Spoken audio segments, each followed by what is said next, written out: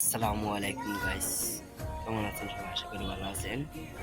সবাই ভিডিওটা দেখে যাবেন এবং শেয়ার করে যাবেন। কোরআনকে নিয়ে যুক্তি করছেন একজন ভাই। তোমরা কোরআন খানো আর তোমরা খানো রে ধরবেন কোরআন শরীফের ফাতা নিয়া আজকে তাকে আমি আহমদ মামুনি আরে টিস্যু পেপার ইউজ করি আরি বুঝছনি। আমি আর আমার ঘরের মাঝে আরি টিস্যু পেপার আমি লই না।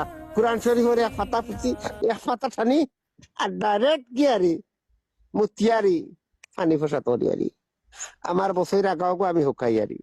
কিতা আপনারা তরে হইতাছুন শুনলাতে কিতা হইল আপনারা আল্লাহর কাছে দাবিত্তা হওয়া যদি এই ভিডিও তুই আপনারা শেয়ার না দেন, আপনারা ভিডিওটা শেয়ার দৌকা দিয়া তারে আইনের আওতা ফরক তার বাড়ি হইলে গিয়া সিলেট বিয়ানি বাজার সুফাতুল্লাহ গ্রামর, তার নাম হইল আহমেদ মামুন, ইটালি প্রবাসী।